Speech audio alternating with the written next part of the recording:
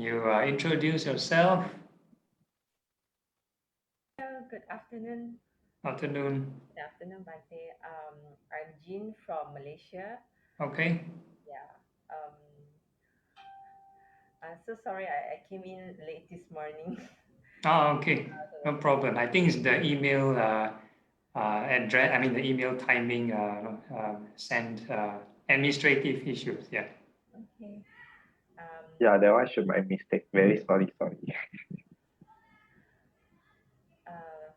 I have been listening to Bante on and off lah during the Tuesday, but usually Tuesday, was it Tuesday? Yeah, Tuesday night.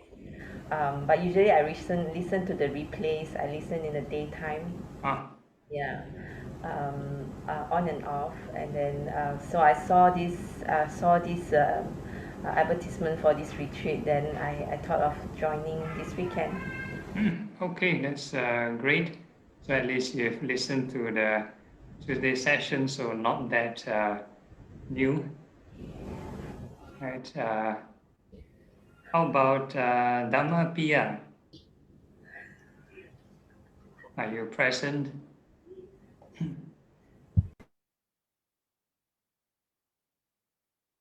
No response.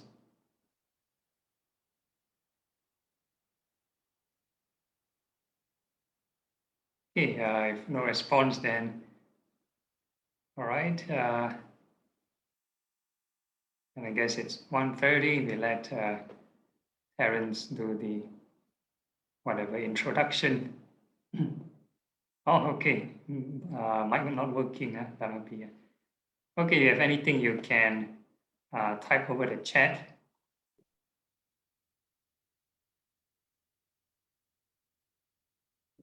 Bante, can I start?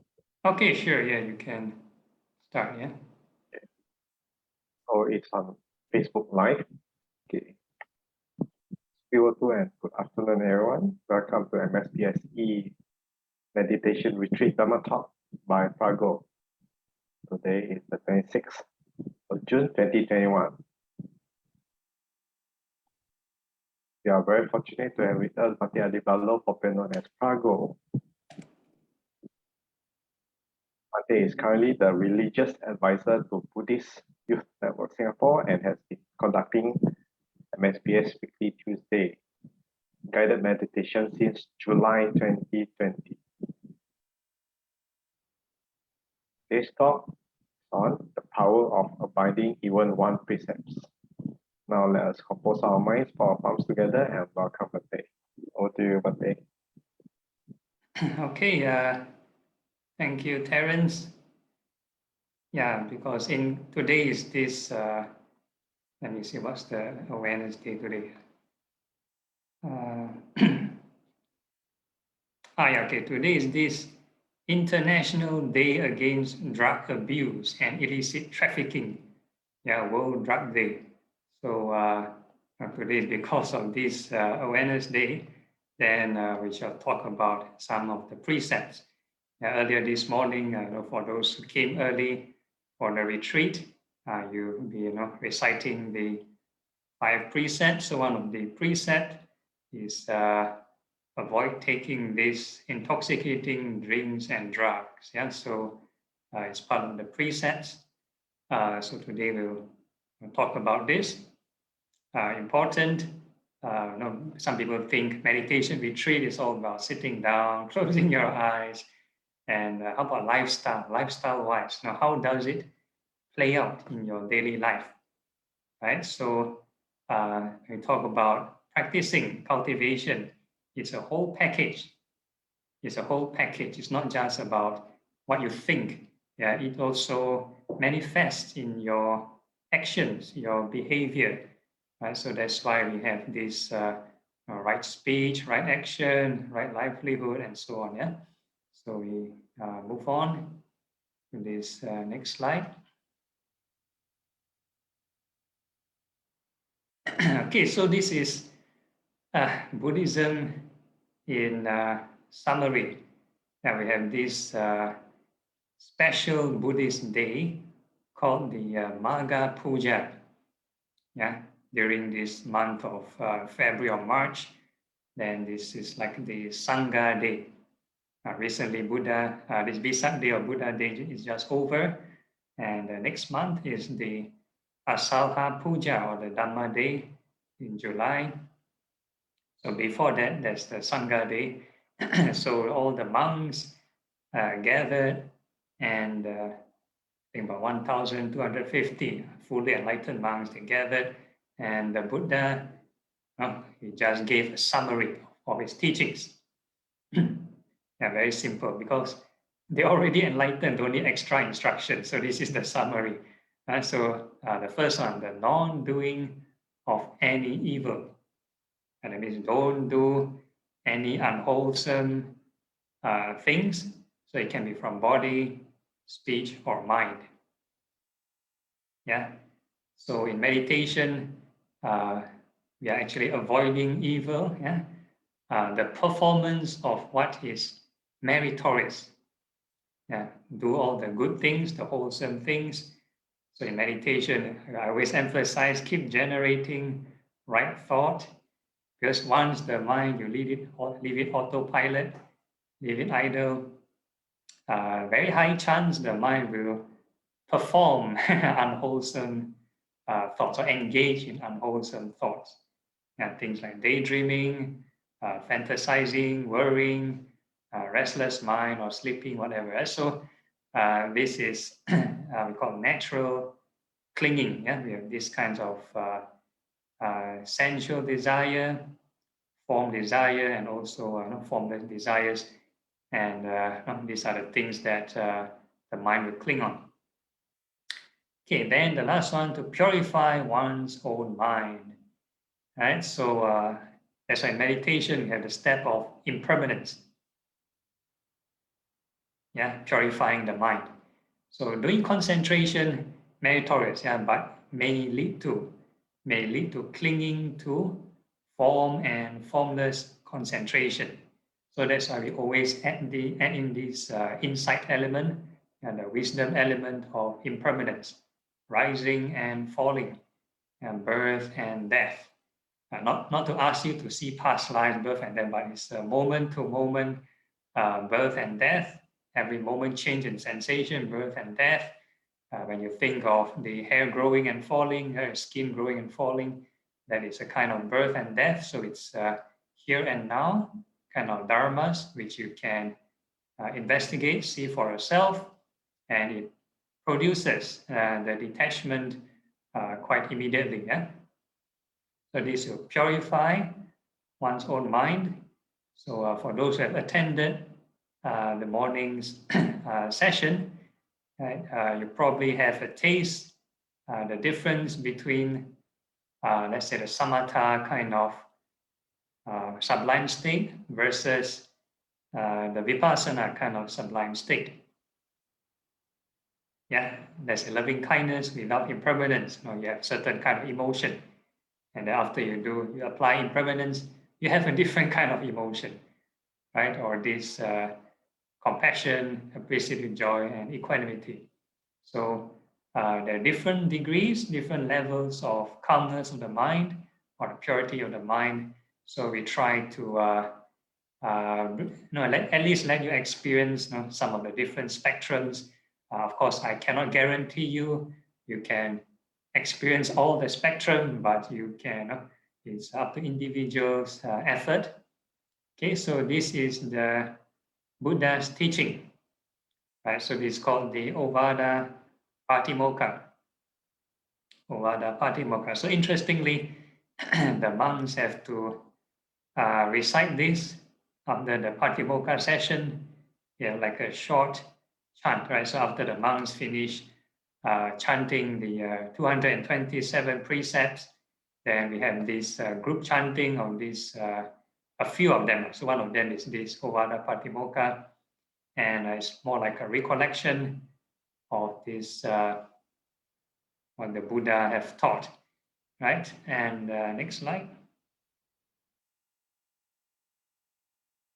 Yeah, so we talked about the holistic practice. So this may seem like very basic Buddhism, right? Like the previous slide, like very basic Buddhism, still don't do evil, do all the good. So non-religious teaching will tell you do the same thing. Any law-abiding citizen also the same thing.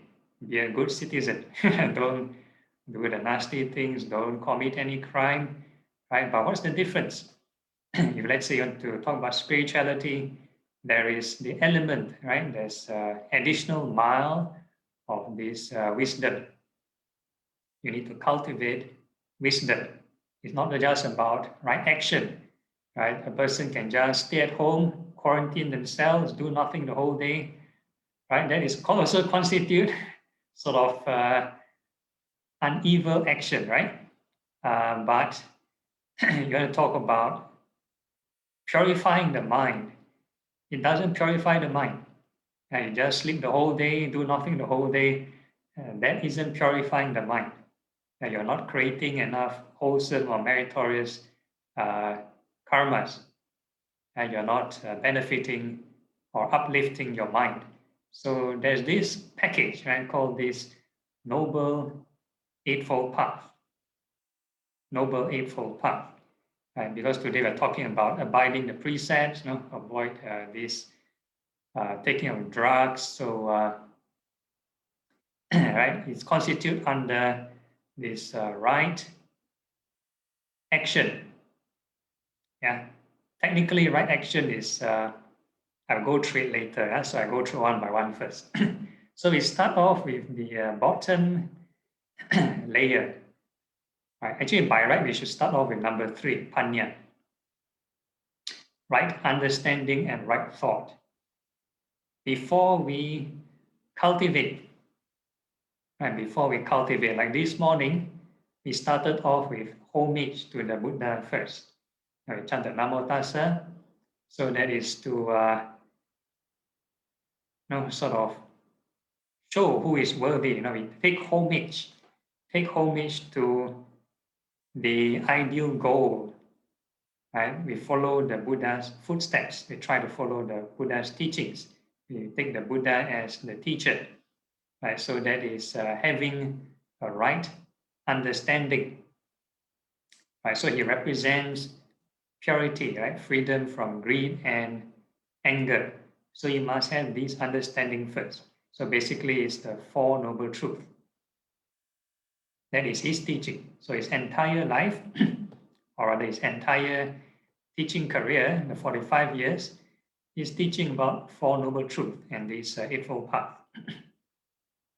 Right, so if a person has no wish, no intention to practice the Four Noble Truths, so no, I didn't put here. So the revision: first noble truth, suffering; second, cause of suffering; third is cessation of suffering; and fourth is this Noble Eightfold Path. So this is the execution. The execution, things you can do. So the understanding part is to understand what is the Four Noble Truths. If you do not understand the Four Noble Truths, then whatever you do, whatever religious thing you do, may not be correct. For example, I'm not criticizing. Maybe some people go to a temple, go to a monastery, and they bow down to the Buddha and they pray. Buddha or Pusa, give me 4D number. Give me lottery number. Yeah, they are praying, they are bowing, they go to temple, and they may even claim they are Buddhists. And they light up a joss stick, yeah, and they wish for this and that, but no right understanding. Right? No right understanding. So very common in Palelai temple, I see this all the time. But I cannot be standing there and telling everybody, hey, this is wrong, this is wrong. We have a notice board, we put up the poster, we have Dhamma class, nobody joined. Right? Because it doesn't give you instant result. Doesn't give you instant result. People want instant result, fast, immediate result. I wish, I must get. So they wish for this and that. And if it comes true, and if whatever they wish come true, then they are more powerful than God. Yeah. If they can, whatever they wish, it comes out as real, then they're more powerful than God already. They can create whatever they want. But that's not how prayer works. Right? That's not how prayer works. So first we need to have right understanding. Right understanding, right? It's basically to curb this inner desire to overcome suffering. Yeah? Curb our inner desire to overcome suffering, because the cause of suffering is our excessive greed and anger, or unrealistic greed and anger. So you must have this right understanding first. So once you have this understanding, then next is this right thought. I mean, this execution. Execution. That means the things you think will be heading towards this elimination or the reduction of greed and anger. Yeah, so in meditation, we have this thing called loving kindness meditation. So this is to reduce anger. Reduce anger. So we do this in all our meditation. All the Asubha meditation, impurities of the body. We wish the hair well and happy, wish your teeth well and happy. Wish all the sensations of the body well and happy. So we have this. And then the next one is reduce greed. Right, so we think of everything going through birth, aging, decay, passing away, right? Your hair, nails, teeth, skin all grow and fall off. Your sensations arise and pass away, right? So we go through all this, yeah? Right thought. So this is just a training, yeah? And then we have daily life application.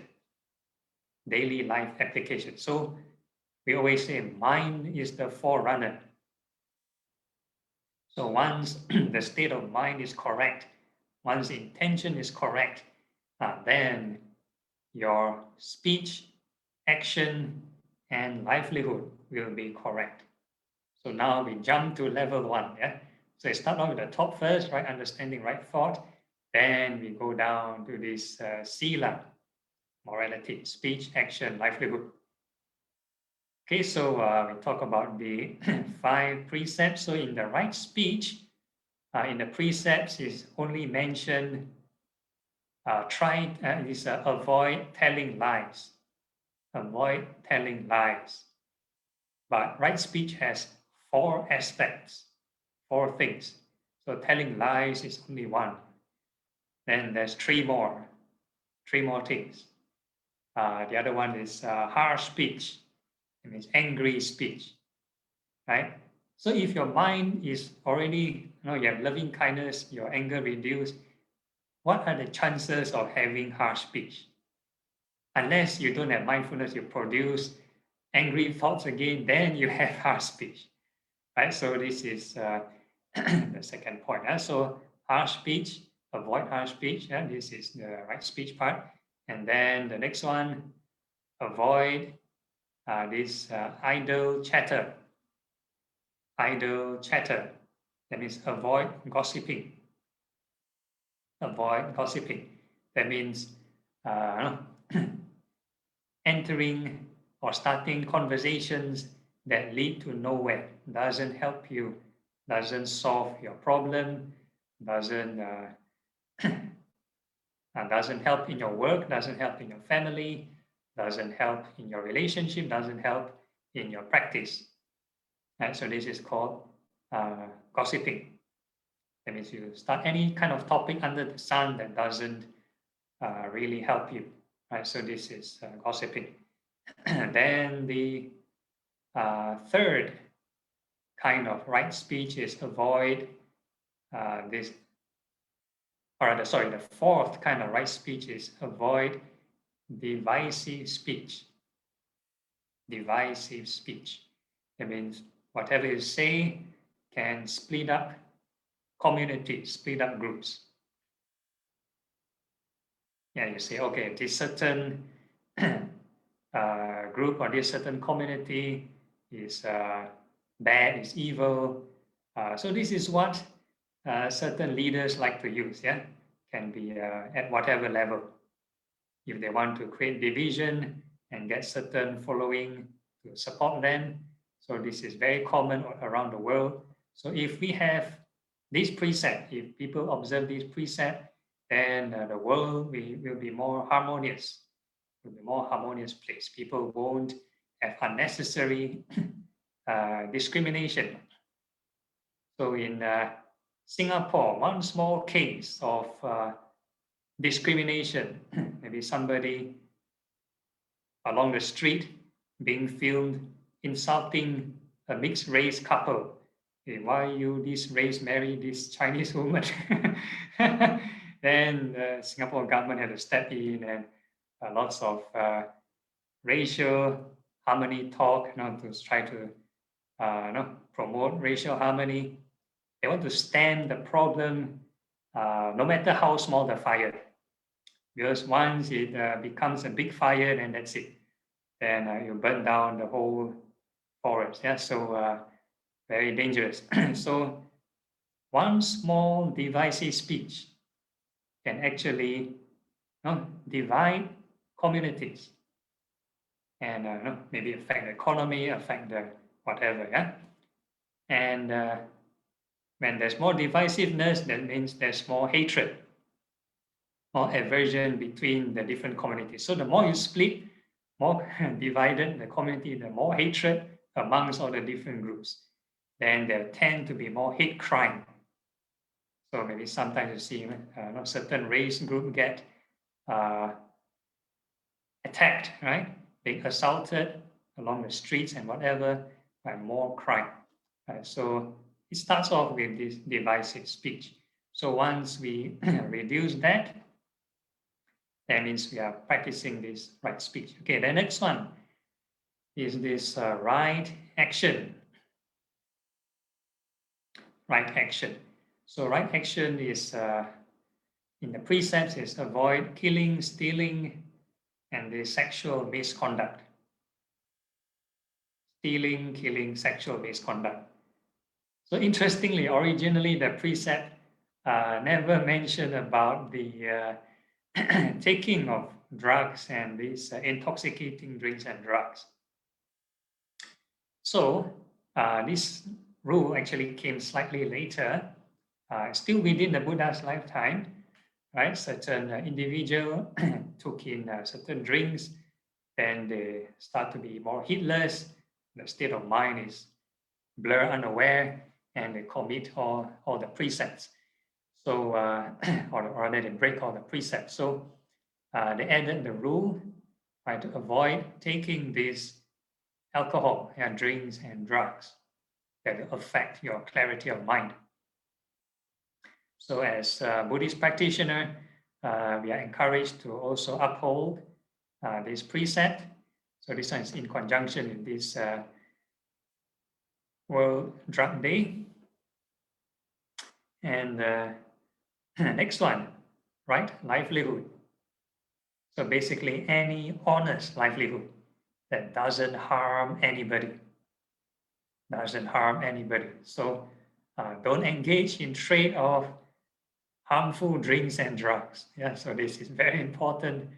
So in the past, the Buddha discouraged 5 kinds of trade. 5 kinds of trade in the past. So maybe now, modern times, maybe there's more, yeah, more kinds of occupation. But generally, there are 5 in the past that's deemed harmful to the society. So we mentioned about this trading of this intoxicating drinks and drugs. Next is trading of poison.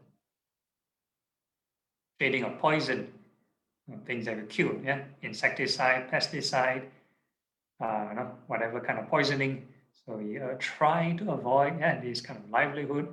And then the next one is avoid trading of meat. Interesting, avoid trading of meat.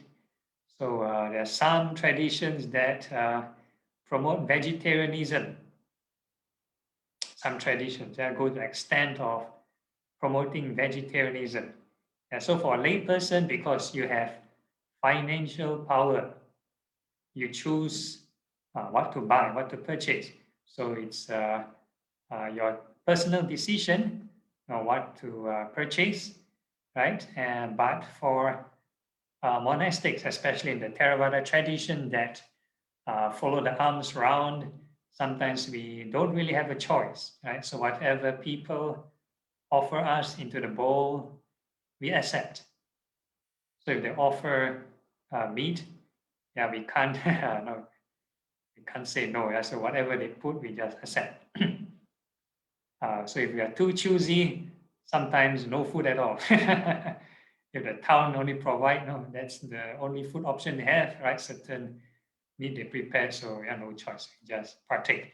Okay, so then that's the third kind of livelihood. Then the fourth kind of livelihood is avoid trading of uh, weapons.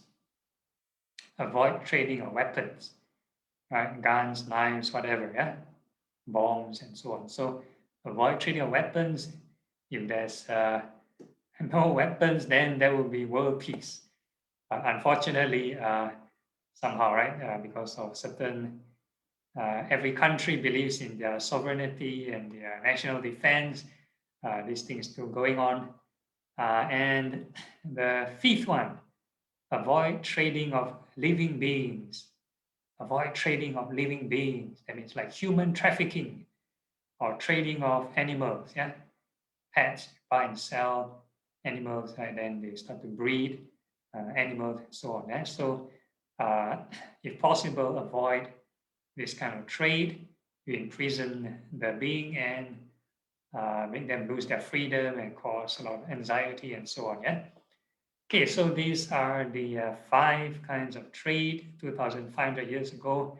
So in short, in modern day context, any kind of occupation that is not honest, yeah, that's against the law, then of course you try not to get involved. Okay, so this is the right livelihood part. And the middle portion, right, samadhi, right effort, mindfulness, and concentration. This one I'm going through on a Tuesday session. I don't wish to take up too much time. So even once you have this right thought in place all the time, right, that is actually a right effort. So in meditation, I always ask you, never leave the mind idle. Do not say do nothing.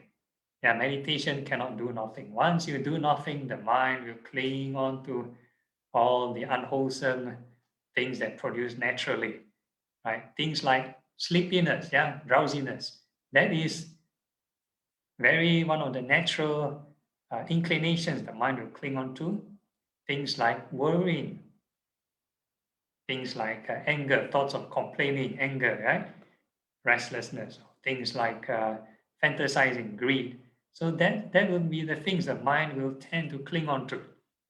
Right? So if you do not have something for your mind to guide you, do not have something to anchor, and the mind will stray off to all these avenues. So you won't be meditating. So the once you say do nothing, you sit there. Depending on how long you sit, if you sit 1 hour doing nothing, that means you're 1 hour daydreaming or 1 hour sleeping. So it's not real meditation. So if you want to talk about Eightfold Path, you need to apply this right thought and have this right effort. It means consistently every moment keep generating right thoughts. So all the while you talk about generating loving kindness or thinking about impermanence. So we are always creating these right thoughts. So we are actually doing the work. Doing the work. It's just like running on a treadmill and you're exercising. You don't run for a few steps, then you stop. And then you say you've exercised. No, you keep running for whatever duration. So in the previous series on the Maha Satipatthana, on right mindfulness, we talk about being mindful the whole day, 7 days a week. right? If a person were to be mindful of impermanence, that means right thought and this right effort, and you do this the whole day, might take 7 years. If a person were to be to reach the Buddhist goal of sort of liberation, right? 7 years. Unless you're super talented, then maybe 7 days. Right? So now 2 days not enough. So today is just a starter pack, just to kickstart how to jumpstart your interest to start training, and hopefully you can carry on your own for the rest of the week. 7 days, if there's no result, you don't feel calmer or more peaceful, no money back guarantee, because I don't charge money also. So it's free of charge.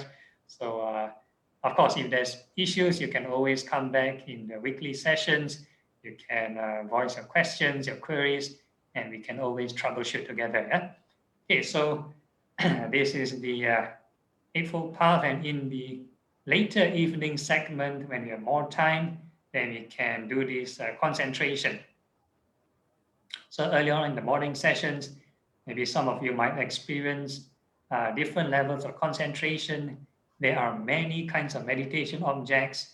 Not all meditation objects can lead to level concentrations like first, second, third, fourth levels of concentration called the jhanas. Some of them they jump or skip, like let's say we practice equanimity, and it straight away jump to equanimity, right? Or maybe some practice reciting the Buddha's name. If let's say it's a very short kind of mantra, you don't chant the itipiso, the whole long thing. You just chant a very short mantra, and the mind is focused. And it might enter formless concentrations, just like what the pre-Buddhists they've been doing. They enter formless levels of concentration directly, skipping the form concentrations. So there are many ways to go about entering concentration. So for the evening portion, we might be able to do the breath meditation, at least let you experience the spectrums of concentration. All right, next slide.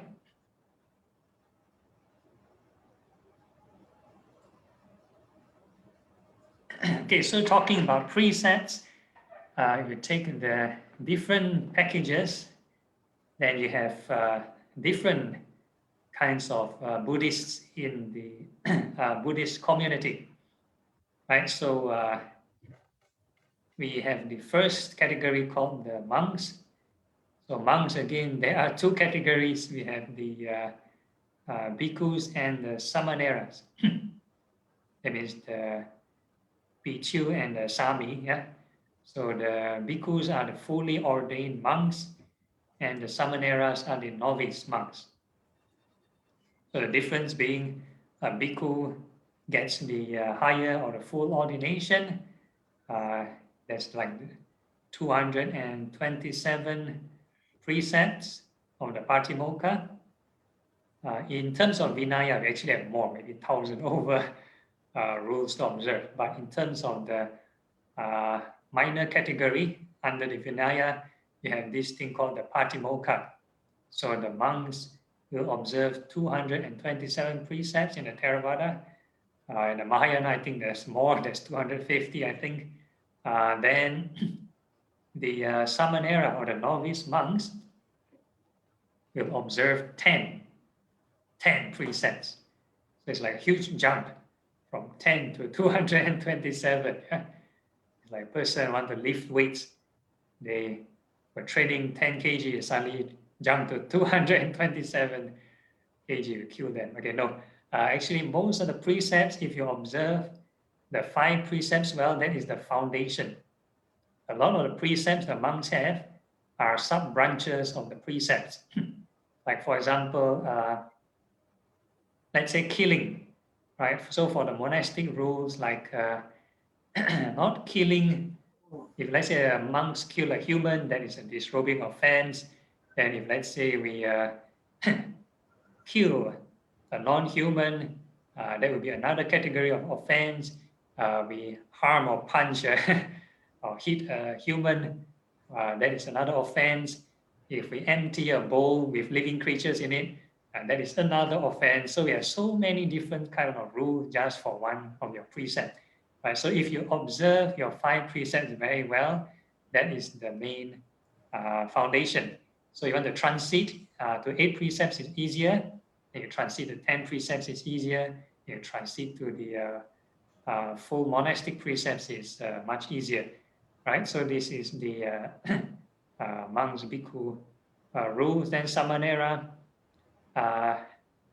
we talk about mainly, right? Not accepting money, no, not what do you call it? Not taking meal afternoon time, not having luxury, not having entertainment, right? So these are not staying on high beds, sleeping on high beds, and these luxurious cushions, right? So these are the Samanera's rules. Then on top of that, they will have to observe the 75 Patimokkha Sakya rules. There's a training rules, like how to behave properly in public. Since they're wearing the robes, you have must have certain standard. So 10 plus 75. So these are the Samanera. So 10 precepts not, it's like a discounted version. Okay, so the next category are the nuns. So the nuns, the same thing.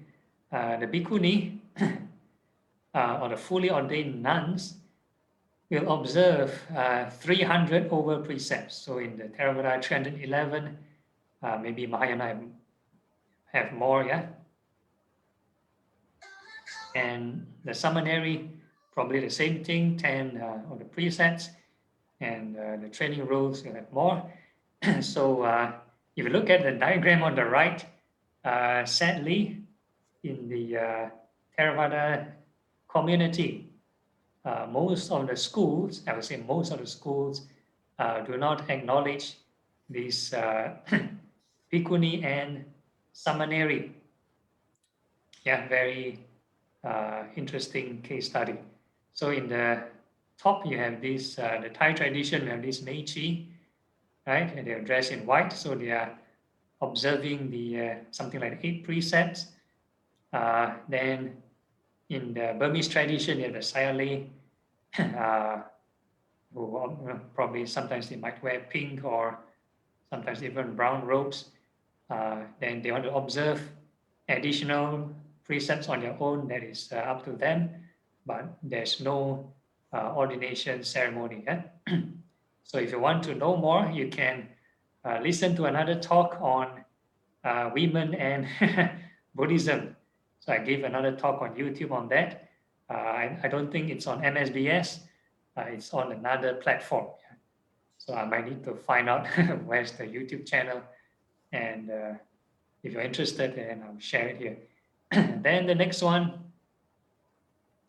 the third category is the laymen, yeah, or lay women. Okay, so the laymen, we have 8 or 5 precepts. So you chanted the 5 precepts in the morning. Terence said most of us, or most of y'all cannot observe 8 precepts because at home, you cannot expect everybody to comply with the lifestyle of your 8 precepts. Right? So they need to take dinner, they call, hey, come now, join. Or they play music, watch television, and maybe your home very small, so no choice, you need to have the television in front of you. So not everybody can observe, right? The 8 precepts, so yeah, we stick to the 5 precepts for you all. And if let's say you want to observe the 8 precepts, you can observe it, no problems. Then that would be not taking the meal afternoon time. That's the one of the precepts. The other one is not engaging in entertainment like music, dancing, and not wearing perfumes or adorning yourself with these luxurious items. And the last one would be not sleeping on high beds. That means you sleep on mattress on the ground, yeah? Okay, so this is the 8 precepts. And the lay women, we've covered that. So in Sri Lanka, they have this thing called the Dasa Silamita. Right, so it's a bit similar to the Sayalay concept. They try to observe the samaneri kind of precepts. That's why the Dasa. Dasa means 10. Sila means precepts. Mita means like a friend, like Kalya Mita, yeah? So Dasa Sila Mita, that means like 10 precepts, but no ceremony. Only recently, in the 90s, and a small order in Sri Lanka, they revived the Bhikkhuni ordination. Right, so there's in Sri Lanka, then also after that, then Ajahn Brahm from the Thai tradition also started it for the Thai tradition. And after that, there's a crossover. There's a lady who ordained in Sri Lanka, go to Thailand to start up this nuns order. So we have many various options in Theravada. But for people, for the women who want to do a proper ordination without discrimination or without any hassle, any problems, I would refer to the Mahayana tradition. At least the Mahayana tradition is recognized, at least they are official, and they have proper support. Yeah, so at least this is my advice. If you don't want to be harassed or whatever. Yeah. Okay, next.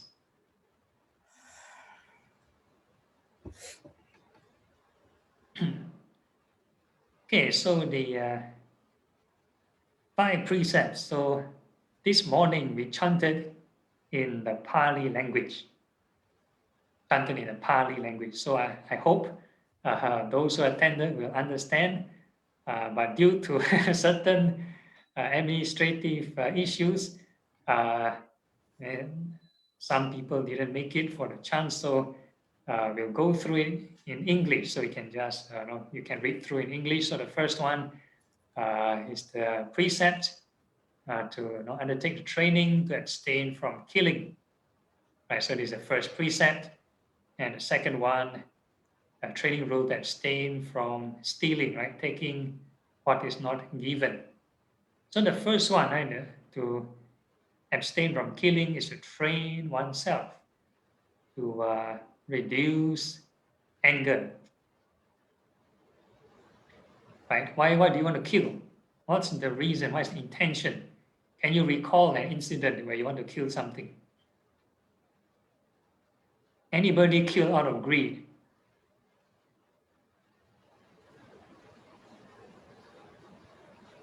Maybe for a certain political reason, when they want to seize a certain country full of resources, then maybe they kill out of greed. Yeah, but for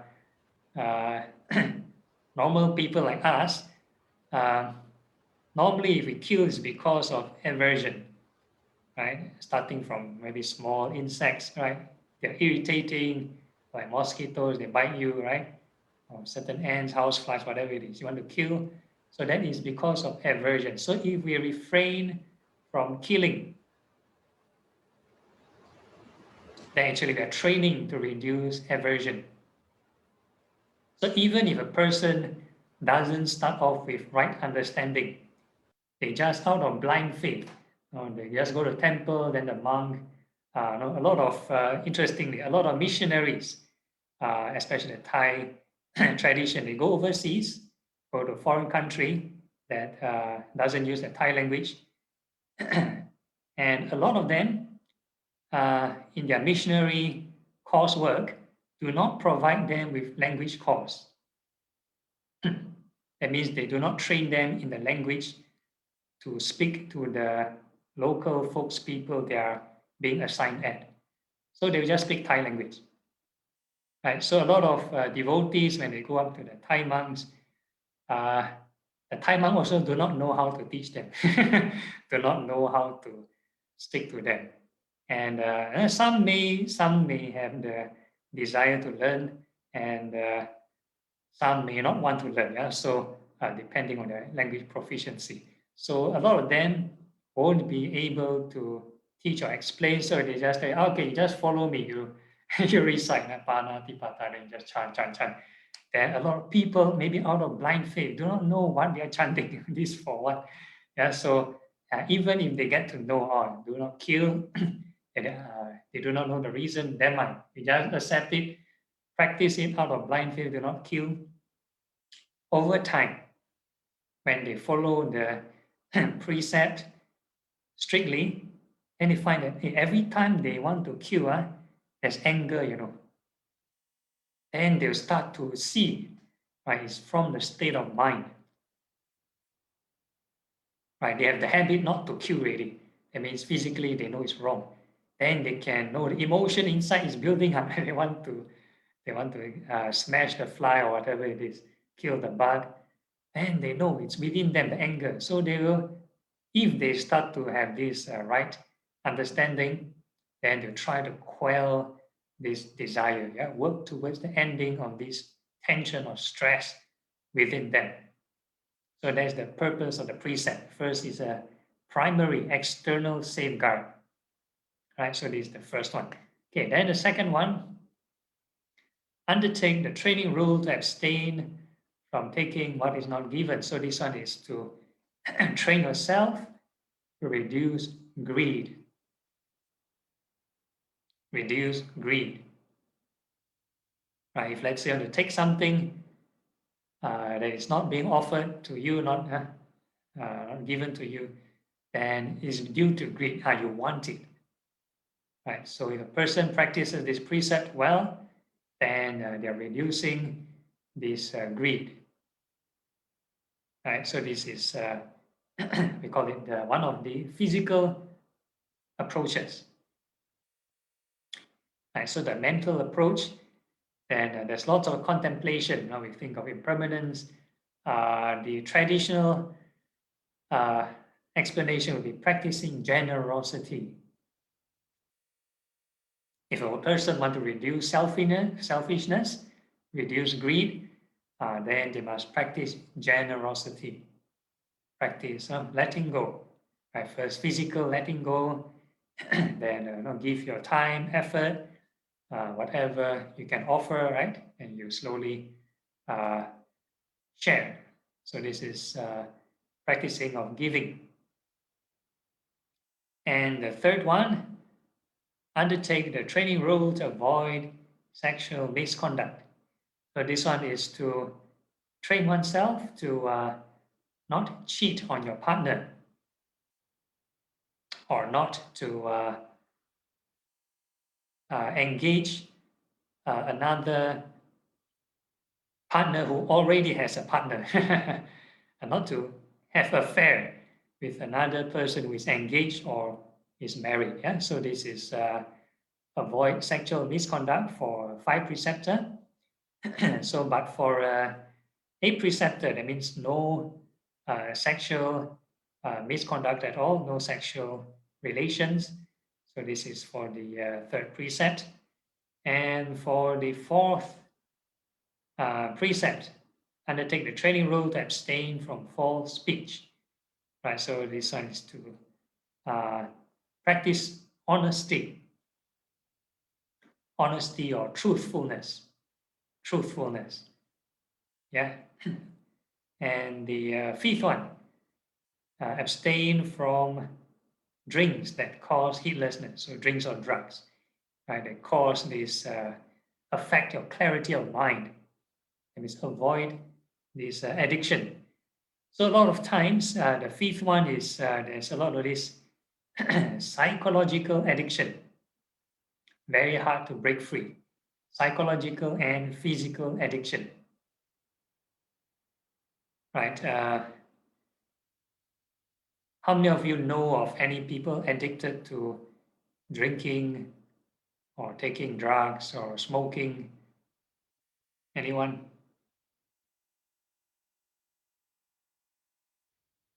Nobody? Or all of you?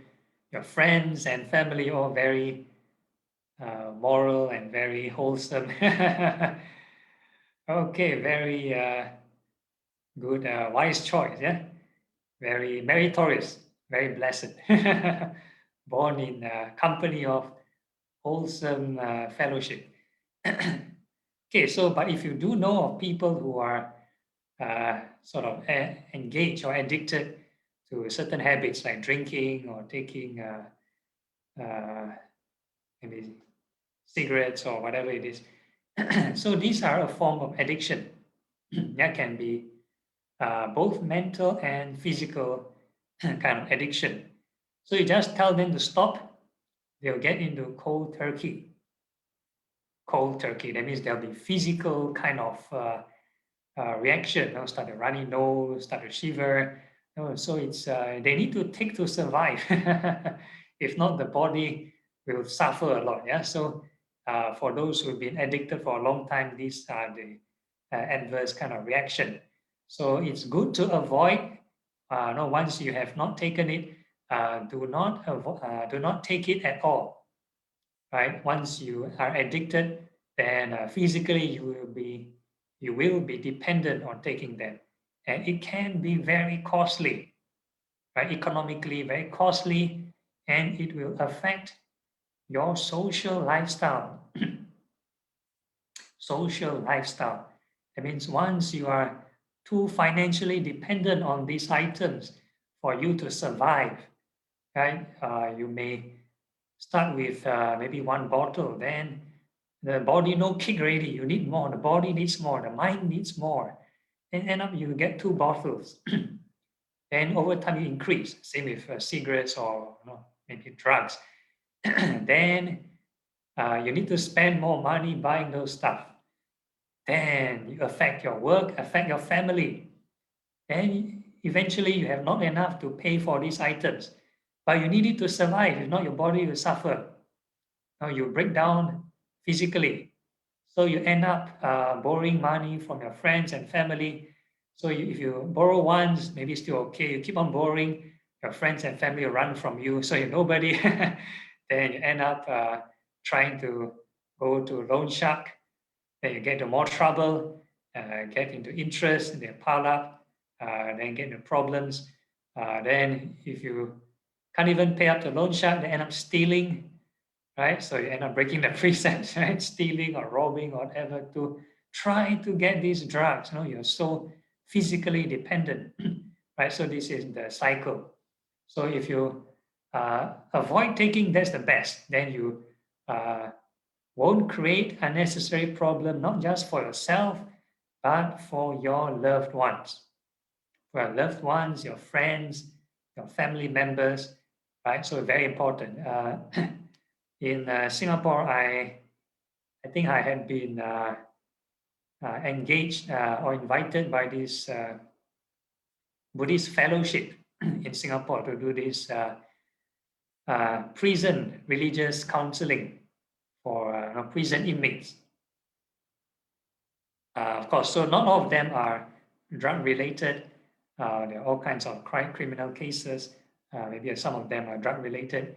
So a lot of times when they are released from prison, they will go back again. They'll enter again, right?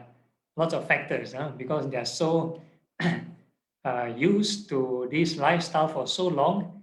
The only friends they have are those people who are engaged in this maybe drug trade or whatever trade, the crime they are involved in, right? So once they get out, maybe the friends reject them, the family members reject them. So they will have to, the only help, the only refuge they have are those friends from those crime, right? And they'll easily get caught again and enter. Or if they don't want to have financial burden, then they purposely get arrested again and go back to have the free lodging and whatever not. Yeah. So that's the cycle. So do not ever engage in any this crime or not try to observe the precepts carefully. At least there's this benefit of not going into the prison, not getting yourself or your family into these unnecessarily social problems, yeah, financial and social problems. So these are at least the mundane benefits, yeah, mundane benefits. So, but of course, this is a meditation session, so we're going to talk about the spiritual benefits.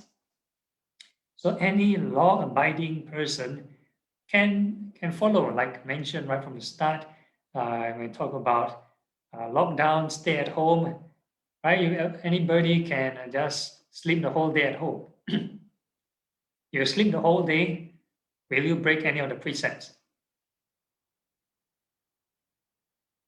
No, right? You won't break, right? No problem, right? So very easy to observe all the precepts, right? But does it purify your mind?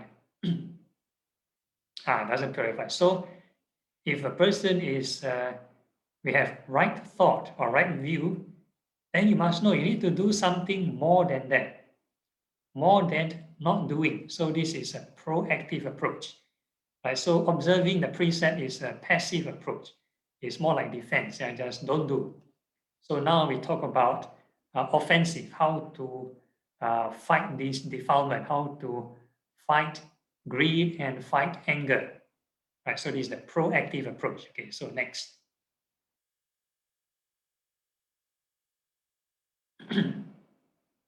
Okay, maybe I talk too fast. Okay, so these are the benefits. So normally if a person take the precepts, if you go through a formal ceremony, then the monks will actually chant this, right? This Imani Panchasika Parani, right? These are the 5 precepts. People attain happy state through sila. People prosper through sila. Attain peace through sila, right? Therefore, keep sila ever pure. Sometimes the word attain peace might be underrated. The Pali word is silena nibbutting yanti. Nibbutting is the root word nibbana. Nibbana. Morality can lead to nibbana. So I will go through that later in the slide. Contemplation of sila is a kind of meditation. It's a kind of meditation as well, part of the 6 recollection. So if you Google the 40 objects of meditation, you can find it. Right, recollection of your morality, if you practice correctly, right, can lead to nibbana. Okay, so if a person has right view, right, this is the end goal. The end game, right, is to attain this ultimate peace, eventual peace. Right? A lot of times we can get happiness through secular pleasure. Secular pleasure. So if a person is addicted through with this alcohol, or addicted through unwholesome things, like maybe addicted to shoplifting, for example, they need to shoplift to be happy. It's a kind of addiction. So it's an unwholesome thing they do to get certain pleasure, or maybe taking this alcohol, drink alcohol to get certain pleasure, certain comfort, right? So this is one end of the spectrum. It gives certain pleasant feelings, but it's an unwholesome state of mind, unwholesome karma. So if a person observes the precepts, maybe like layperson like you all, not observing the precepts, then you do wholesome entertainment. Wholesome entertainment. You can do shopping, watch a movie, whatever it is, right? So you can engage in a lot of wholesome things, sing karaoke, whatever, right? So all these are things within the 5 precepts, but still give you pleasure. But how long can you engage in this pleasure? Does this pleasure give you peace? Yeah, it gives you some pleasure over time. It's just like, for example, a mosquito bite. You scratch it, yeah, it gives you pleasure for a while, yeah. After some time, if you keep scratching, it becomes painful. Maybe the skin tear, then afterwards you're bleeding, and a lot of kind of skin problem or infection, whatever. Yeah. So if you overdo it, you get problem. If you like, for example, to eat ice cream, you overindulge in eating ice cream, then maybe you have stomach problem, or maybe you got your tooth problem. Yeah, so maybe diabetic problem. So all these are overindulgent, doesn't lead to peace. So we talk about a higher form of investment, higher form of investment. So it's a spiritual investment. There's something beyond mundane pleasure, something beyond mundane pleasure. So for those who come for this retreat, I take it that you have this certain understanding. You want to invest in something more, right? At least you have certain wisdom to not want to attend meditation. So good for you. Congratulations. Not many people want to meditate. If you want to compare statistically, those who want to go temple and pai are more than people who come to meditate, more than people who want to do dana. Right, do dana, there's another group. Then amongst those who want to do dana, not all of them want to meditate. I say dana more easy, just you just contribute a bit, then you can indulge yourself again, no problem. Right, so for those who want to, there's another class who want to attend, let's say, Dhamma class, right? Attend Dhamma class. Sit there and listen, think a bit, right? And indulge in some philosophy, right? Even rarer. Then even rarer are people who want to come and meditate. Right? Some people who go Dhamma class may not want to meditate. At least you sit down there, you listen to people talking, can be quite entertaining, right? Quite engaging, right? But you sit there, quite painful, I sit there for a few hours, so boring, so tedious. Who want to sit there and torture yourself, right? So if people can go to the cinema and sit for 2 hours, I don't see that. I don't see why people can't sit for meditation. Okay, so that again depends on your intention, right? If you do not have the right understanding, then you will not come for this class, right? Okay, so we move on to the next slide. Okay, so now we start to talk about the technicalities of the precept. There are these few conditions. So down here we have 5. So if a person wants to break a precept, so you take killing for example. Killing for example. So some people, right, they take the precept, then they're very scared. Oh yeah, I take the precept already. Yeah. If I break the precept, will I gonna condemn or not? Will I get into trouble or not? No, will the Buddha or Bodhisattva punish me? So some people have this worry. So the answer is no. Even if you do not take the precepts, you kill and steal, you create the equal amount of bad karma. So a person voluntarily undertaking the precept is basically a plus point. You are just reminding yourself not to break the precept. That's all. It's just a reminder for your own benefit, right? For your own benefit and your family's benefit, or your whatever social circle's benefit. Okay, so the first condition is intention. So you take killing, for example. If a person wants to kill and another being, let's say an insect, or a human being, or an animal, whatever it is, right? You have the intent to kill. So this is the first criteria. Then the second one is perception. Perception. You perceive it to be real. That means you see your eyes or hear your ears, this is an actual sentient being. So nowadays, a lot of digital, some youngsters, I teach the youth, some of them play video games. Then they say, oh, they start to play video games, a lot of killing, a lot of shooting, a lot of murdering. Okay, so in that scenario, they know it's a fake, a virtual being, it's not a real being. So on that grounds, this second criteria doesn't come in. So they do not have perception it's a real person.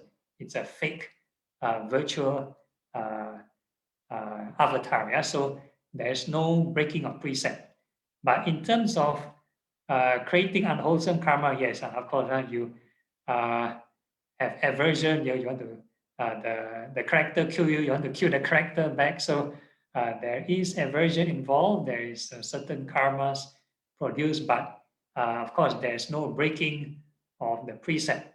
So it requires the perception, perceive that this is a real living being.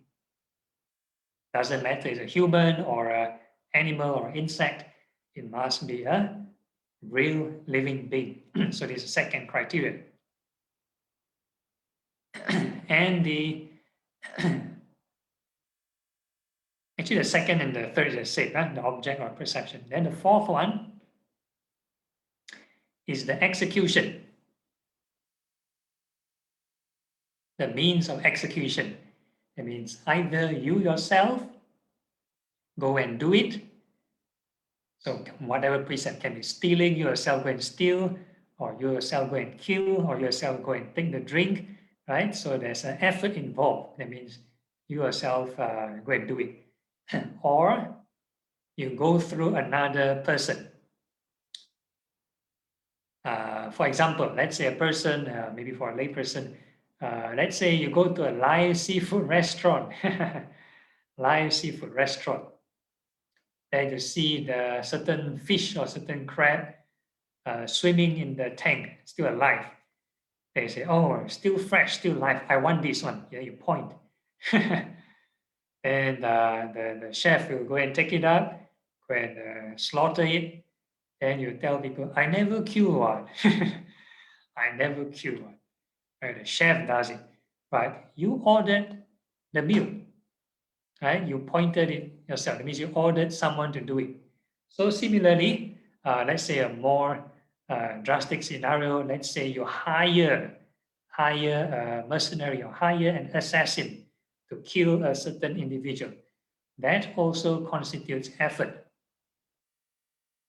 That constitutes effort. Right? Okay, so you must fulfill this criteria. That means you've done all this. And then the result is that being perishes, that being died. That being died. That being passed away. Right? So that considers as breaking of the precept. So if any of the criteria is not fulfilled, let's say the result is that being never died, or that being is just only slightly injured, then for the monastics, that constitutes another kind of offense. Right? There's different degrees of seriousness. Yeah. So if they do not commit a killing offense, then considered under another kind of offense. Yeah. So, but for a layperson, we don't get into these technicalities. So we considered you produce certain bad karmas, but haven't break the precept. So in the Chinese or the Mahayana tradition, they try to bring these monastic terms into the the layperson precept. There's this thing called the 犯戒 and 破戒. That means either you transgress the precepts or break the precepts. So if a person wants to kill but didn't fulfill the criteria, for example, let's say they accidentally step on an ant and the ant died. Then he said, you transgress the precept, but you didn't break the precept because there's no intention to kill. Okay, so this is one example. So if let's say a person, for whatever reason, take intoxicating drinks, their intention is not to get intoxicated because For example, yeah, let's say it's a medication, it's a cough syrup. You have cough. And the cough syrup inside there's some alcohol, right? You take it because the doctor tell you to take it. It's a prescription. The doctor prescribed to you. You have to take how many spoonfuls, how many times a day. You're just following instruction. So that is alcohol, but you didn't break the precept, right? So this is another example, right? So if let's say without prescription, then some people are addicted to cough syrup. I think I saw some documentary or read some news somewhere. There's this case where people are buying cough syrups for no reason because it's addictive. People get high from taking cough syrup. So it becomes breaking the precept. Right? Taking cough syrup for the sake of taking cough syrup, they got no cough. And they take it. And then they get high. So it's breaking the precept. Right? So so hopefully that explains this the difference between transgressing and breaking of the precept.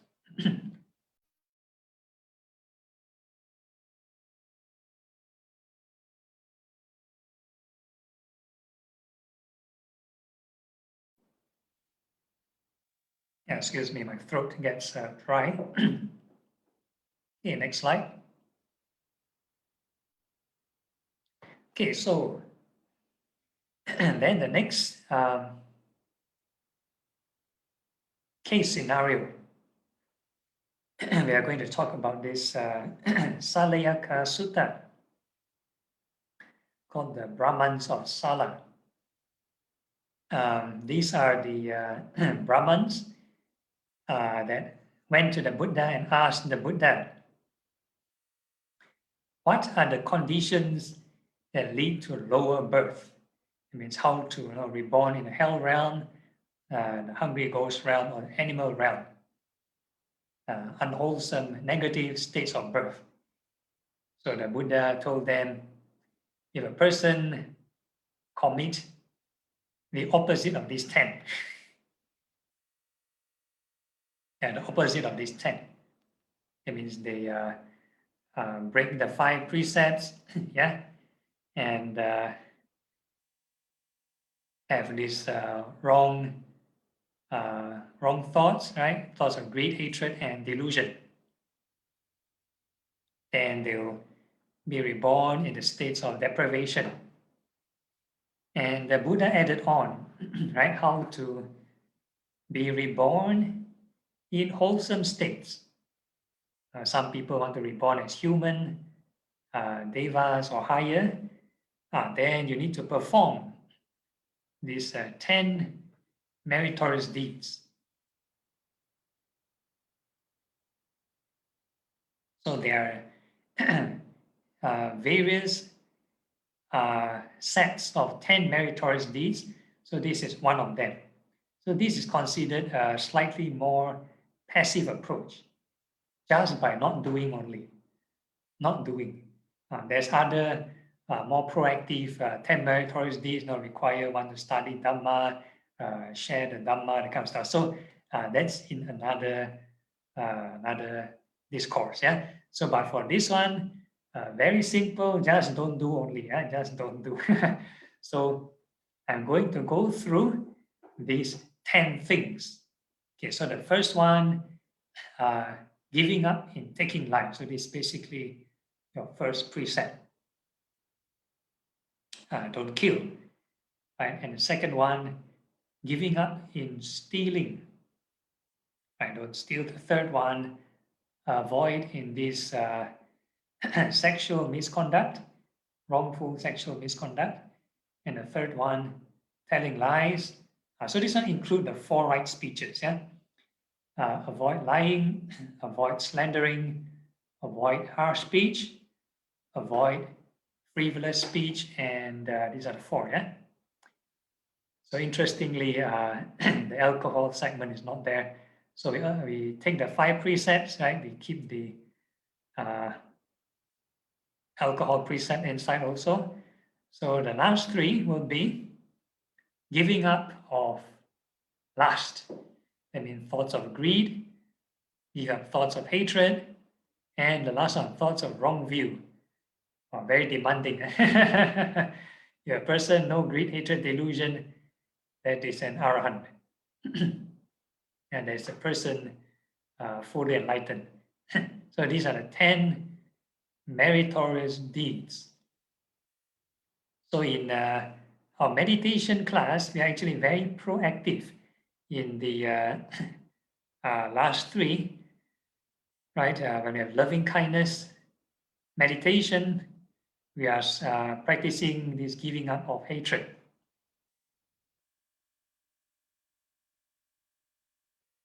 So every time if a person will leave the mind idle, and there's a tendency the mind will stray to maybe thoughts of anger. Or in the past, this person has done certain thing to me, they get angry, or even here and now. Right now, I sit here for too long, painful, and aversion to the pain. So here and now, aversion. So when we talk about loving kindness, is we try to generate it every moment to overcome, to counter this hatred, this aversion. Right? So we create this habit to overcome this aversion and slowly extend to the rest of the day. So it's not just in the sitting session. I always encourage you all to practice this loving kindness throughout the whole day.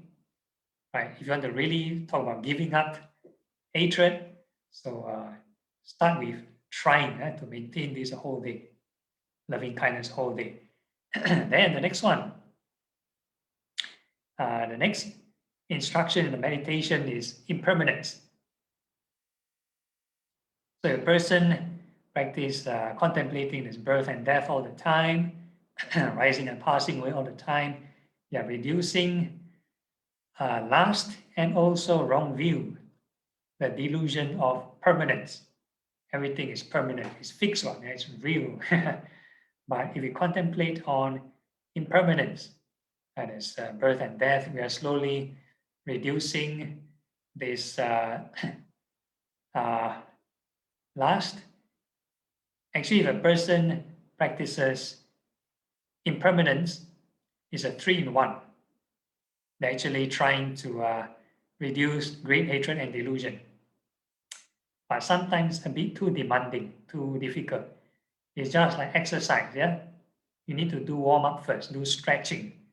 So the loving kindness is like the warm up. You need to make the mind at ease, be at peace with the mind.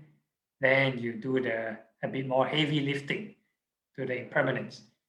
Right? So these are the 2 kinds of right thoughts that we are reducing this greed, hatred, and this delusion.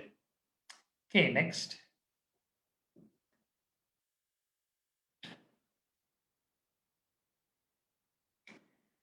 Okay, so this is like the selling point, benefits. So people come to religion, right? Is because some of them, or a lot of us, when we talk about religion, is because we have concerns of the afterlife. What happens after we pass away? Right, so a person, right?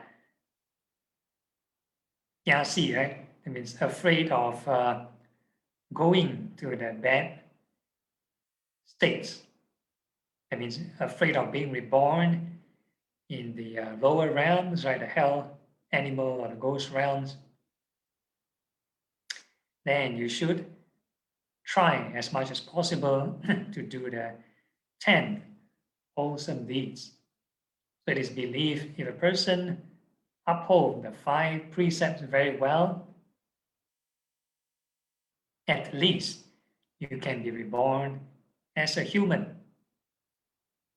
So if a person fulfill 10 conditions, then upon the death moment, you can make a wish. How I wish to come back as a human. So this is like the Theravada's version of the Bodhisattva path. You can choose where to get reborn. Yeah, so you want to be a well-to-do householder. You want to be reborn in rich family, influential family, good class. Possible. The Buddha said it is possible to do so. Yeah, your wish will come true. So provided you practice all the conditions very well. And the same thing, the Buddha went up to all the different realms. He go through one by one, not just the human realm, and then even talk about all the different heavenly realms, right? The 4 heavenly kings, all the way up, all the central realms, all the Brahma realms. And eventually, even the state of arahantship, right? It is possible at the last moment, break out of the body. And if you really practice the 10 merits very well and free yourself from this greed, hatred, delusion, then you can even aspire at the death moment, may I not be reborn again. Get out of samsara. May I be released. And the Buddha also said it's possible. So if a person practice, right, the 5 precepts very well, it is possible to reach this final peace. So that's why the monk will chant Silena Nibbutting Yanti. Right, with the precepts, you will reach, give you this peace. Peace, final peace at its goal. But a lot of modern Theravada practitioners will tell you, I have 5 precepts, cannot, cannot one. Yeah, it depends on how much effort you put in, of course. Yeah. So, but it is possible in this sutta, yeah, Salayaka Sutta, with 5 precepts alone, you practice properly, can reach this final goal, a state of arahanthood. Okay, so I shall move on. By the way, how long is my talk? Actually, it's overtime, but Oh, over time. Okay. So I stop here. Do I have other slides after this? yes.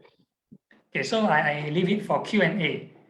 I leave it for Q&A. So the next part is how to practice meditation with Sila. Yeah? So that will be the next session. Okay. So now we'll break for 10 minutes, is it? Okay, Or break for 10 continue? minutes. Yeah, okay. After that, Break then we for- continue on, is it? Okay, so see you all in 10 minutes time. Yeah. Got 11 more slides. Okay, so we'll leave it for tomorrow.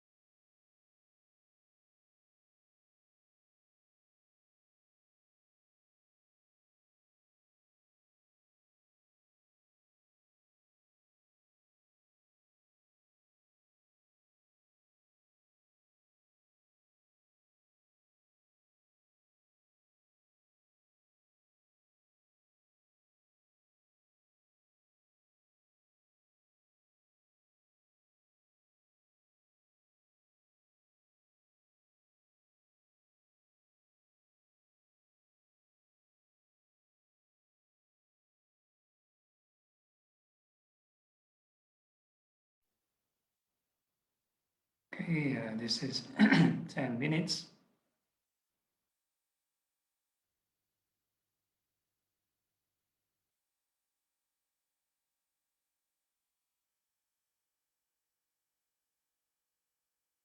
So now it's the Q&A segment, yeah? So after this longer than usual, longer than Tuesday's sharing session, hopefully everyone can take it, especially it's after lunch. Hopefully nobody fall asleep in my sharing. Any questions so far, yeah?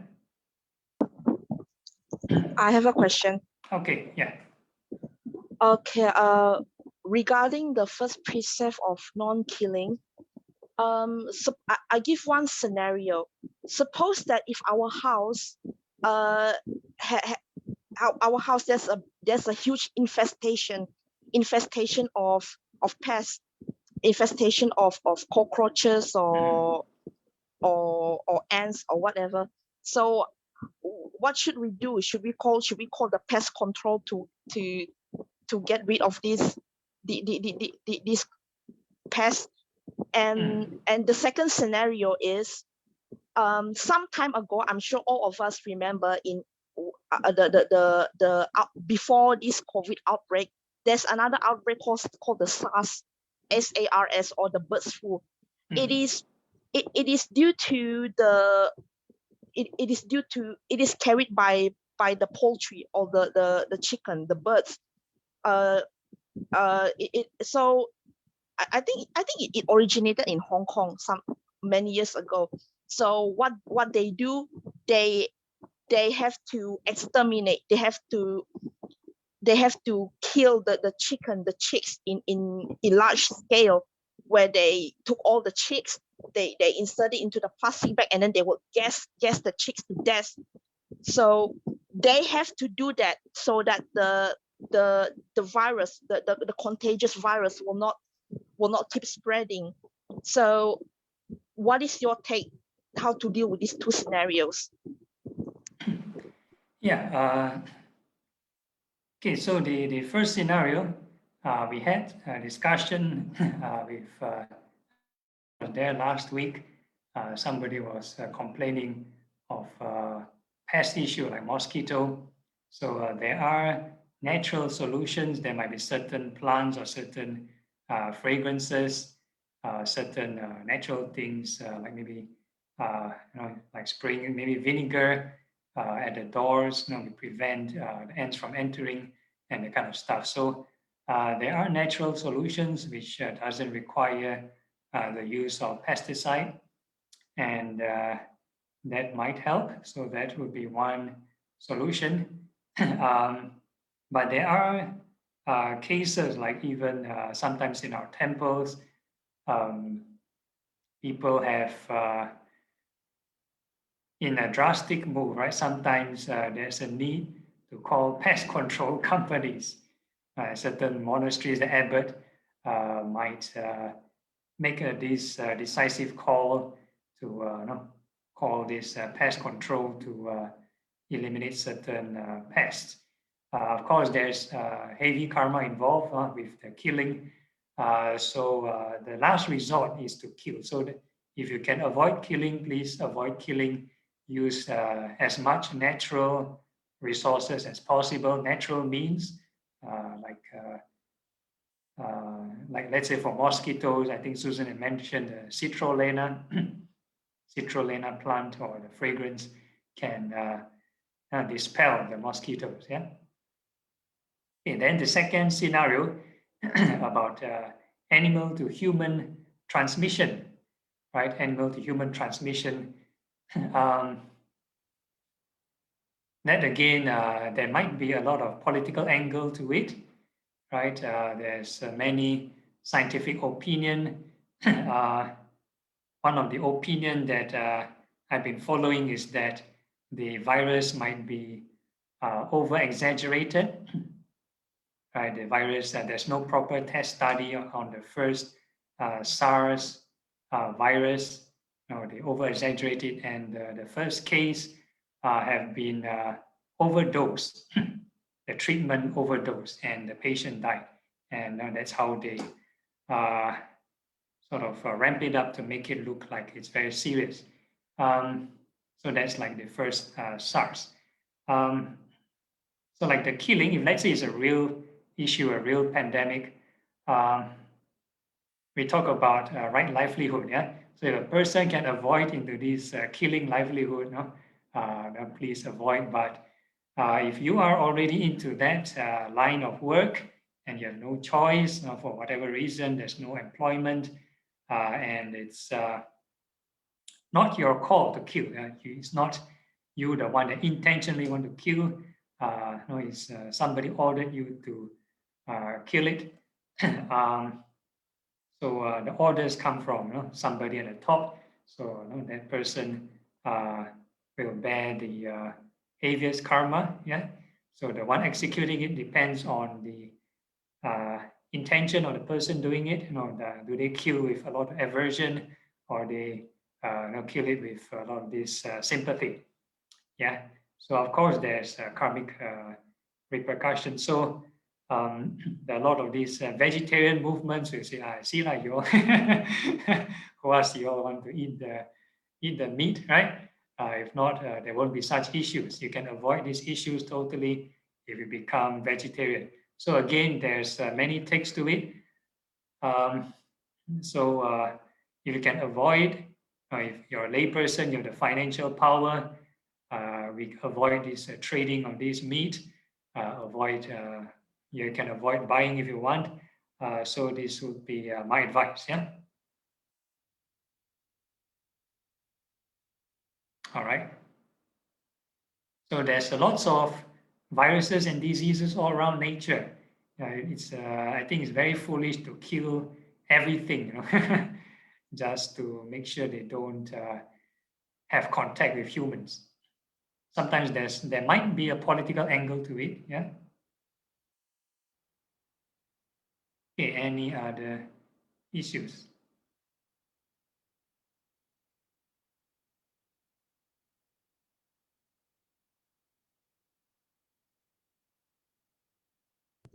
Another one, Bante. I Okay. forgot to ask. Why isn't gambling a part of the precept? So can gambling fall under the fifth precept as well? Because probably going back to the Buddhist time, probably gambling do not exist yet then. Because if we look at addiction does not necessarily have to be, that doesn't necessarily have to involve intoxicating substances. It doesn't have to always be involve narcotics, alcohol. It can also anything that can get you hooked up to do something that cloud your judgment, such as you gambling, you bet more and more with the delusion that there are odds that you might hit the jackpot or whatever, or some people are so so addictive with music. The music, they have this genre called trance, psychedelic trance, where they can use this type of trance music where they get so high, and it kind of like take them to another dimension, all of those mumbo jumbo kind of things. So what is your take? Yeah, very good question. Actually, gambling is already existed long ago. It's mentioned in this Sigalovana Sutta, one of the vices. Right? So any form of activity taken to the extreme is unhealthy. Right? Things like even entertainment and music and dancing is also mentioned in the Sigala Sutta. Too much of this entertainment is also unhealthy for the mind. You get addicted. So every time you go out, you expect to have certain kind of entertainment. Yeah, so there is a craving for such things. So of course, the Buddha set the precepts step by step. You don't want to entrench and expect everybody to have too many precepts to lock them down. So for layperson, 5 precepts. But if you want to have a successful life, a very successful layperson life, it's good to avoid gambling. If you want to have wealth, have true wealth, you want to have proper, honest kind of livelihood, then the Buddha actually mentions avoid gambling, avoid too much entertainment. Yeah, so if you are really hardworking in your work, you put in the right effort, put in the, normally they mention strength of arm and sweat of brow. Yeah, that means you truly sincere kind of work you do. Whatever you earn, that is a form of happiness, a worldly kind of happiness, righteous gain, not through gambling, not through whatever. Yeah, so and the Buddha also mentioned dissipating of wealth. So if a person gambles, that's one way of dissipating wealth. Hanging around with unwholesome friends, that is also a kind of dissipating wealth.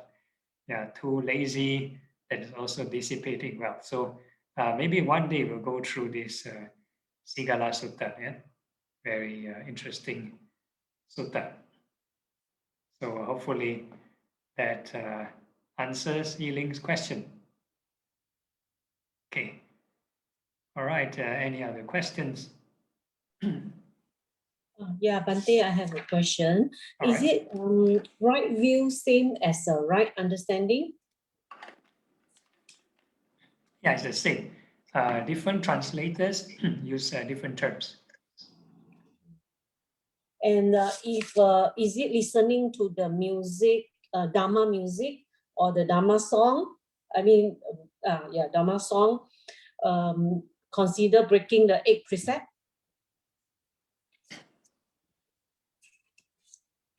This is very subjective manner. Okay, so if there's too much different people have different take. So if there's too much music element into it, too much instruments, too much the melody is not really like meant for chanting, not conducive for calming the mind. But in a lot of temples, you don't talk about Theravada, you talk about Mahayana first. They require certain musical instruments. They need the certain bell ringing or ring the bowl, right? Certain symbols and stuff like that. So they do have certain musical instruments involved, but they don't consider it as entertainment. They require it to follow the beat, the rhythm. So for large congregation, it's easier to chant. So that would be the case. And certain musical element might be involved if you talk about group chanting. If not, everybody chant out of tune, then you have a problem. So although we talk about 8 precepts, no music, but in group setting, certain music knowledge is needed, is required. Right? If not, people sing out of key, or no, they chant out of key, out of beat, whatever. Right? So it'll be very messy, it'll be very horrible. So even for monks, the same. Some monks cannot chant, or they chant out of they're tone deaf. We cannot blame them because the precept say no music and entertainment, but we just don't bring them out for chanting. Or house blessing, and we don't bring them. Unless no choice, not enough monks, okay, we bring them. Then we just chant louder than them. So I chant until no voice. So I excuse myself from this chanting also. So so this is the issue. And also in most Theravada chants, there's also melody involved. And a certain high and low key, right? Certain high pitch, low pitch. You cannot chant monotonous. You want to chant for yourself for meditation can, monotone as one key, one note, maybe good for your meditation, right? But for group setting, may not be so good. So very subjective, but whatever you listen, any kind of sound contact, and you find it pleasurable, and you cling on to it, that would be very close to sort of breaking of this precept or this music, yeah, entertainment. So it's actually can be quite a demanding precept. Yeah, we talk about restraining of the senses through the eyes, right? So it can be entertainment, ears, nose, tongue, body, and mind. So it's slowly, it's one step to training of restraining of the senses. Yeah. So hopefully that will give you certain direction of what the precept is for. Yeah. So if, like I think I mentioned before, let's say sometimes we are invited to certain Buddhist events. Or sometimes monks are invited to Buddhist like certain anniversaries or certain events. Then they got performance. The performance, they got music, they dance. So you no choice, like you cannot. There are monks who are very strict now. They lower their eyes. They even put a fan there. They don't want to see. It depends on individual interpretation of the precept. Then for us, it's okay. Now we no choice, but we try not to indulge in it. It's a good test for us. Good test. Yeah. Okay. But Bante, this is just a comment. Yeah. We are living in a karma loka. Mhm. We are living in a desire, the sensual desires everywhere. So the Buddha did talk about few desires versus strong desires. Yeah.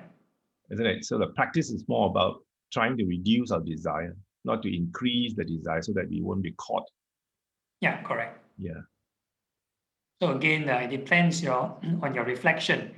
If let's say you listen to Buddhist music, can reduce greed and hatred and calm the mind, or produce Dharma joy.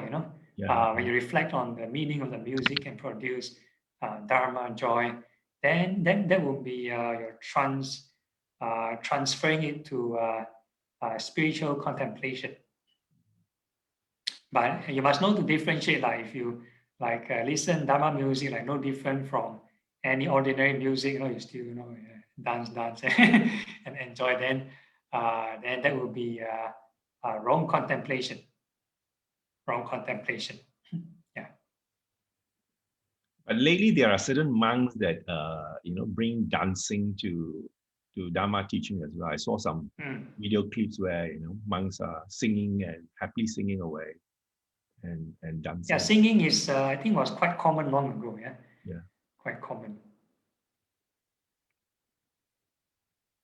Yeah, I saw on the news. Some of them quite prominent. So again, depends on the individual tradition. So on this, I have no comment. It depends on their teacher and also their tradition, how they interpret the precept. Some of them might prioritize certain vows over the precept. There are certain maybe bodhisattva vows. They want to try to liberate as many sentient beings as possible. Yeah, so it's up to them to interpret. Yeah.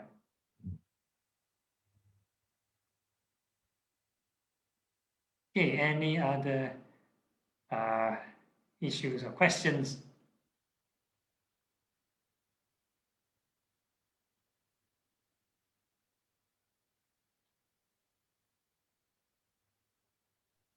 Yes, Bante. Okay. Referring to brother Casey Lee's comment about the no. I mean, is it okay to listen to Buddhist devotional songs? I'm sure every one of us here knows this lady Buddhist devotional singer. Her name is Aini Oi. So what do you think of her? Is it good to listen to her? To her songs? So this is a very interesting thing, right? Sometimes a lot of Buddhist devotees, they think, oh yeah, these, I mean, we singing Buddhist songs, Buddhist sutras, Buddhist suttas even, or the parita chanting. So they think, hey, this is Buddha's property, but no, should be free of charge. So they mass copy and, and mass distribute in the temple. But actually, it's copyright, you know, intellectual property. So there's an interesting debate. This is no Buddha's teaching, no, it should be free, right? And then she take it and the musical part to it. So the musical part is her own copyright. So so should it be free or not free? Should be selling or not selling? So this is the problem. So we talk about other kinds of hymn singing, where let's say the hymns are self-composed, not using Buddhist teaching, not using Buddhist sutras, but inspired by Buddhist teachings. They write their own lyrics. That one is okay. You want to sell the song, that is fine. It's originally come from you. You are the composer. You write the lyrics and everything. Right? So that one you charge, that is your problem. So no different from conventional musician. And conventional musicians, some of them, they have the songwriters, they have the composers and whatever, right? So they sell that. So for Amy or most of the music out there, some of them are chant, not just Amy a lot of the chants, there are many, they make it more musical. It's actually to reach out to a larger audience. It's more like an outreach kind of thing. For those who, let's say, do not know Buddhism that well, they get introduced or interested through this music. It's more like psychology, using nice sounds to catch them in. But for us practitioners already, do you still need to be caught by by this nice music? So this is the question you need to ask for yourself. Food for thought. If you already know meditation instruction, you want to calm your mind, do you still need to entice yourself and make yourself entertained with this music? Right. So there are maybe YouTube chants out there which are more traditional, not too much musical instruments involved, traditional chants. So maybe you want to listen to that. You want to practice chanting on your own, but more in line with the spirit of Buddhism, I would actually prefer you read the teachings better. Right? If you read, you understand. Because nowadays, you chant, you may not understand. In the Buddha's time, because the Buddha was using his own language. You go to a person's house, he gives teaching. So nowadays, the monks go to a person's house, end up with just chant the parita. And like mentioned, a lot of the foreign missionaries, if they never learn the local language, they just chant the parita, then they walk off. Yeah. So just clap the hand and they just wash the hand and walk off. They do not know how to explain because they do not know how to speak your local language. So that's it. They just go and chant, then they walk off. So a lot of the devotees end up being too superstitious. The monk chant magical formula, Pali chanting, mystical words, enchantment, magical formula, chant, or super gatha and this and that. Of course, Siam Buddhism, some of them do infuse some Siam spiritism, some animism into it. Some of them, they do such practices, which is not really orthodox Buddhism. So they encourage, they invent their own special gathas, which is not really in the the teachings. They chant the Itipiso backwards or whatever it is. They have invent a lot of funny formulas. They chant then to give you good luck, good this, good that. Then this is what to keep the economy going. I'll put it in their terms. Keep the economy going, which is not very good for Buddhism in terms of Dhamma propagation. Is more of keeping the social structure in place, which is sadly, right, the structure for most Buddhist countries. Right. But if you want to sort of be true to what the Buddha's intention, right? What the Buddha teaches, then it will be at least to the monks go to the house is actually to give a Dhamma talk, not to chant some special formula that you don't understand and you think is for good luck, right? So the purpose of the chant is the teachings, right? So if you really want to receive real blessings, then first off you need to recollect the teachings. So you need to understand the teachings. So you can start off reading the translations first. Then if you are culturally interested in the culture, then you might want to pick up the chanting. All right. If not, the translations will suffice. Okay. Any? Bhante can explain a bit on practice leading to dispassion. How does a practice leads to dispassion? Okay. Yeah, the Eightfold Path basically. Any right thought. The right thought is passion is basically greed, hatred, and delusion. These three kinds of desire. So right thought is actually the opposite of these three. So once you have the understanding, right understanding, and we start executing with right thought. So the right thought is non-greed, non-hatred, non-delusion, the total opposite of craving. So we are actually already putting into action how to reduce this craving. Yeah. So this is a gradual kind of thing, is it? Like yeah, definitely gradual thing. The gradual leading step by step. Yeah, correct. You let go more and more things in the practice itself. Correct. So different people have different speed. Like we mentioned in the Satipatthana Sutta, some people, if they practice consistently, can be 7 years, some 7 days, depending on how talented you are. Then of course, if a person is, let's say, Sotapanna, 7 lifetimes.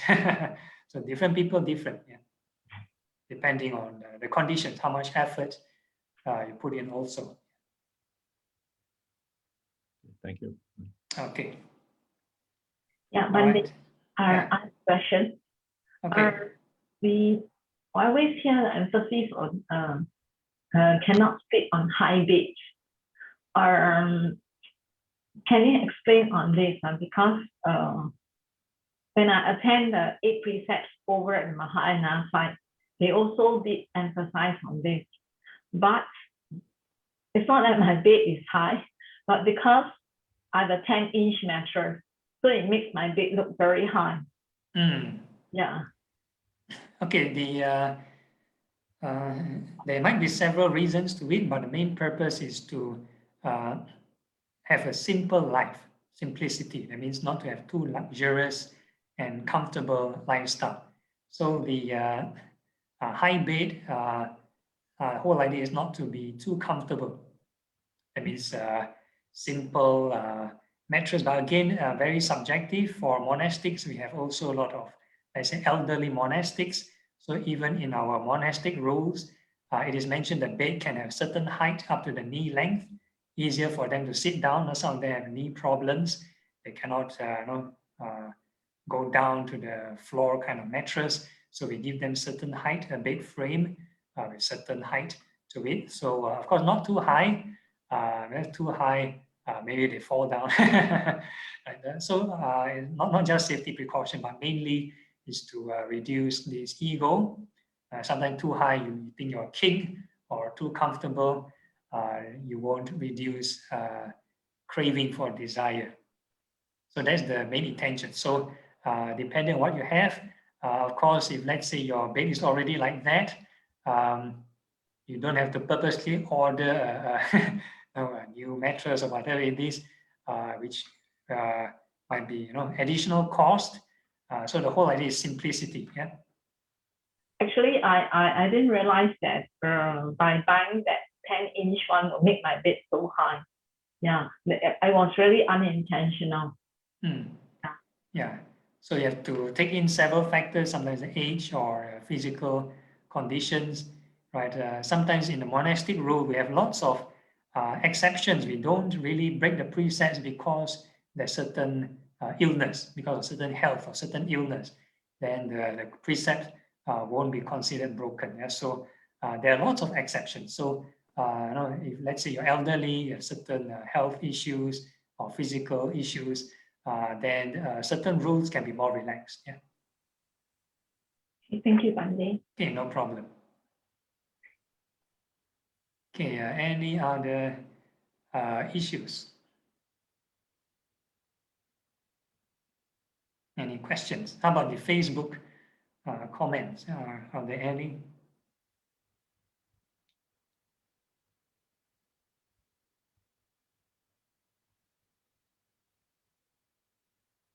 Okay, if not, I think you'll look forward to self-practice, whatever that means. So what, we shall go ahead, right, Terence?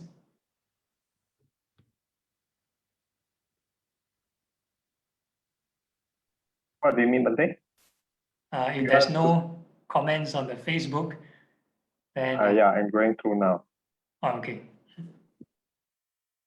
Okay, there's one. Oh, there's one, okay. How can our upholding of 5 precepts prevent us from worrying? I worry too much about my daughter's education. I chant a mantra to calm my mind.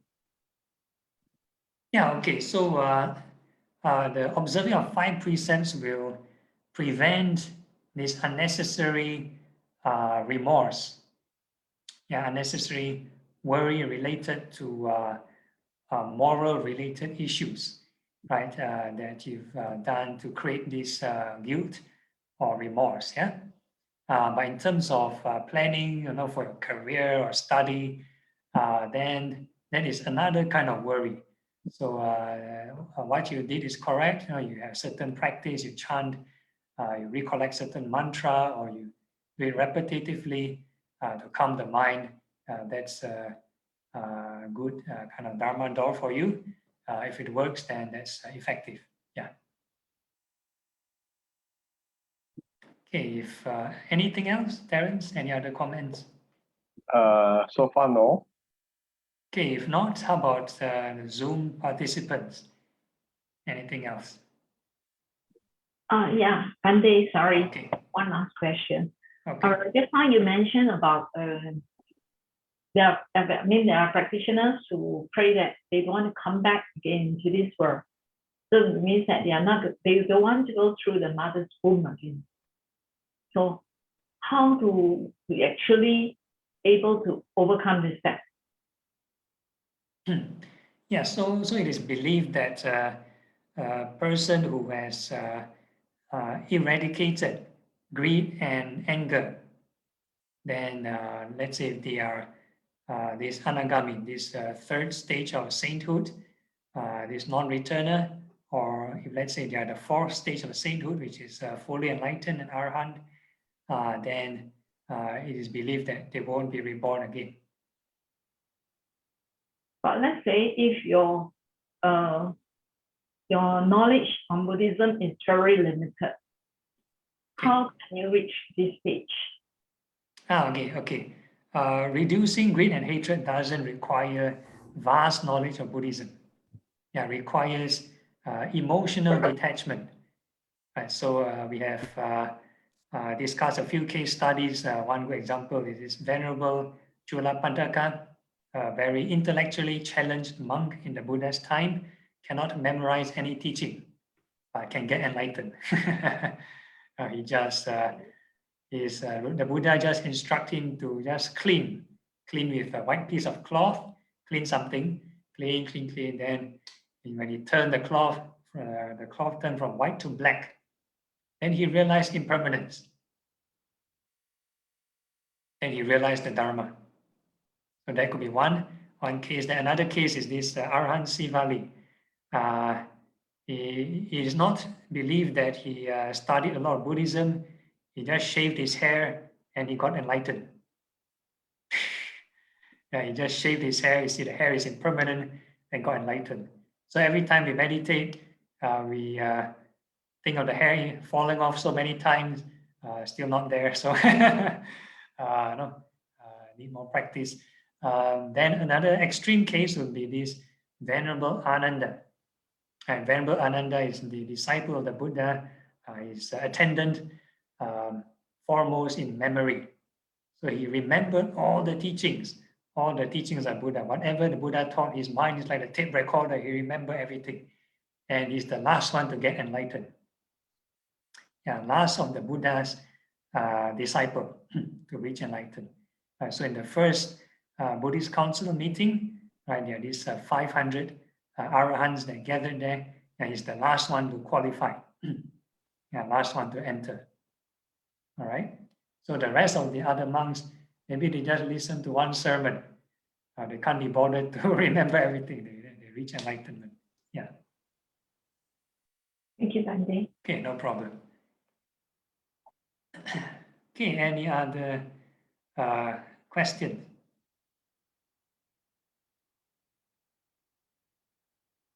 Okay, if not,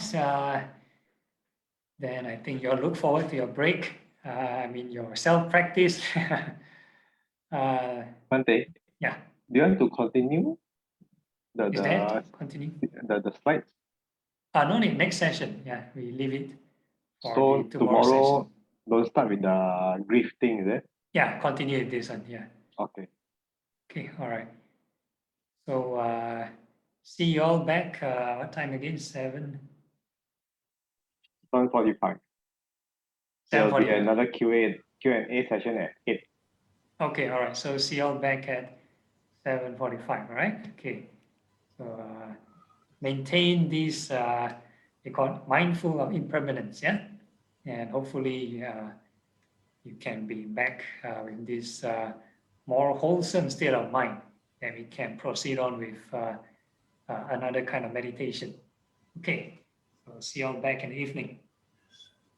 Okay.